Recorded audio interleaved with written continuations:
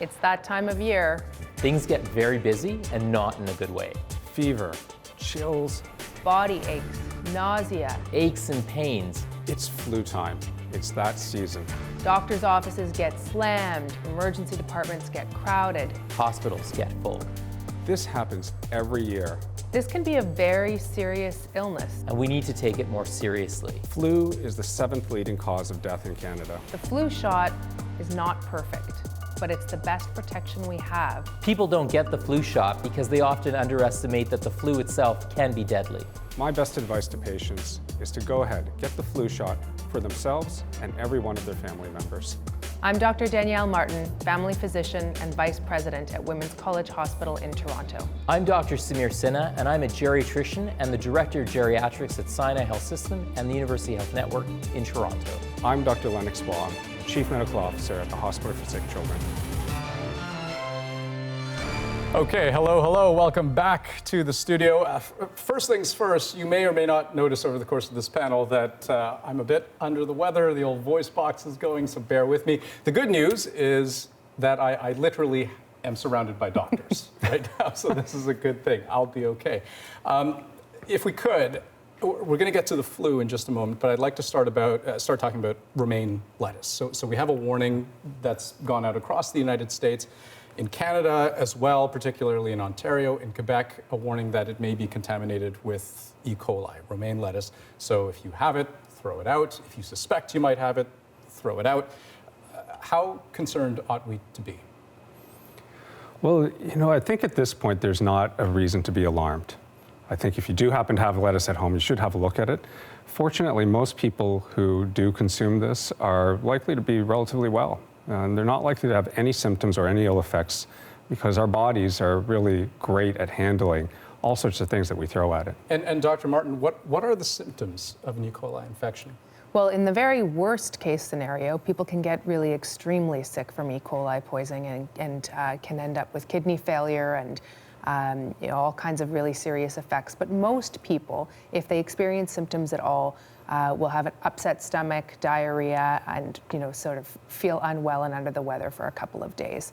And if that's the case, and if you have any of those symptoms and you've consumed romaine lettuce, you should definitely go and see your family physician or your primary care provider. And I suppose, might those symptoms only manifest after a certain period of time from consuming? It often takes a number of days, 2 to 8 days, they say, in order for those effects to make themselves known. So sometimes you have to think back a little bit, try to remember what you ate. But we see these food outbreaks periodically. We see them not just with lettuce, but in the case of E. coli, often in hamburger meat and other ground up meat products. And so it's a good reminder that our food supply, keeping our food supply safe is very important. And if there's an outbreak of an infection with food traveling such long distances across the continent, it can move from one place to another. Right. And I will say I was startled to see in the official warning from the Center for Disease Control that the suggestion was if you suspect you may have had romaine lettuce, say, in your fridge, that you should actually wash and disinfect your fridge out of fear of contaminating other food.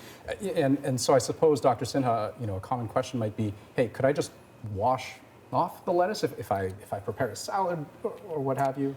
I would say if there's been a warning about lettuce, and it's in that batch that could be infected, just throw it out. Right? It's not worth it. It's not worth your life. Now, again, many people will get E. coli and be fine, but some people can, especially if you're immunocompromised, that's the concern that you have. But the key is, wash your food well, always wash your food well. Clean your fridge every once in a while because it can be a source of not just E. coli, but other bacteria. And if in doubt, just throw it out. Okay. That's the word from 3 doctors, so heed that well. But I do want to switch topics now to another story that has really rocked students and parents, for that matter, here in Toronto. So talking about allegations of violence, of sexual assault at a private Catholic school, St. Mike's, a story that we've covered at length here on the National. And maybe, Dr. Huang, I'll start with you again. From a health perspective, in particular, when you look at this sort of the alleged trauma that may have been inflicted, bullying in general, what was your reaction when you heard the story? Well, it's heartbreaking to hear these allegations, and my heart goes out to the families and any children that have been involved with this. I think it's important to realize that children at their hearts are meant to be doing things like playing, learning, and enjoying themselves. Children aren't born to be put into these situations of trauma. And experiencing trauma, experiencing bullying can have long-lasting effects. And I think that's really important for people to know. You know, the impact on bullies is also really interesting. So there's a stat that I want to flag to you that I thought was interesting. So a group called PrevNet, which is a network of researchers and organizations across the country, there's a statistic that they've put out that suggests 60% of boys who frequently bullied others in elementary school went on to have criminal records by the age of 24, which is an astounding fact. I mean, you talk about the potential long-term impacts on those who are bullied, but bullies as well. Well, and in fact, we know that many people who are abused themselves as children go on to abuse their own kids, for example. And so there are cycles, intergenerational cycles of violence that we see all across our society, and not just in schools and other institutions, but also, unfortunately, in our homes, you know, in our daycare centers, in our piano teachers, you know, environments, et cetera. In other words, you know, it's not as though this is an issue that is confined to a single school or to schools in general. You know, there's another statistic that I find really important when we think about the impact on long-term health, which is that more than 50% of adults who with mental illness and addiction report a significant trauma in their own early childhoods. So we think about trauma, you know, people often think about trauma as sort of causing PTSD, and it can, post-traumatic stress disorder, but also short of post-traumatic stress disorder, there are other long-term emotional and mental health impacts from being abused or traumatized or hurt as a young person, and there are long-term physical health effects as well. So there, you know, the impacts can be far-reaching for young people who are involved in situations like this. And Dr. Sinha, I mean, what do you make of the fact that, I mean, in this particular case, Toronto police, they said that this started as a hazing incident. Does that seem to you to be a kind of mitigating factor when you talk about the long-term health implications of someone who's bullied? And I wonder if, you know, that this happened in the confines of a hazing incident, of initiation or of sport in general, if that changes the equation fundamentally, or do you think that this is just as damaging, hazing or not? Well, I think, you know, sometimes we use words like hazing. We say, well, it's just, you know, it's something that maybe got out of hand. But the root issue here was that people were taking advantage of another person who probably didn't want to be put in that position. And that's the root of bullying. That's the root of abusing other people. And the challenge is that, you know, we focus on this issue with children. But there was another statistic that came out the other day that reminded us that 50% of people in the workplace, you know, in our workplaces report that they're either being bullied or they actually witness bullying behavior.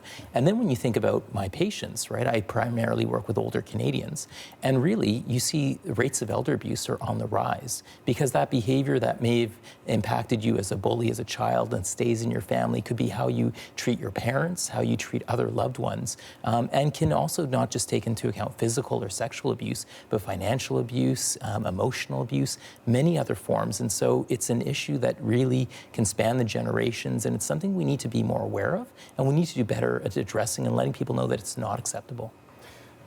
We should move on to another topic that we actually will be talking about all winter long, and that is the flu. Flu season well underway, but despite years of, I mean, let's call it aggressive public awareness campaigns about the value of getting vaccinated, and by the way, the recommendation that 80% of us ought to be getting vaccinated, only about 29% of Canadians 12 and up actually get the shot. Meanwhile, flu is one of the top 10 causes of death in Canada. An estimated 3,000 to 5,000 Canadians died last year because of the flu, and every year the flu hospitalizes more than 12,000 people in this country. So why has the message of get vaccinated been so ineffective? I mean, who wants to field that question? Well, you know, I think because it's a yearly thing as opposed to a one-time and you're done with it, people think it's optional. They think it's like a pumpkin spice latte that, well, maybe I'll take it or leave it.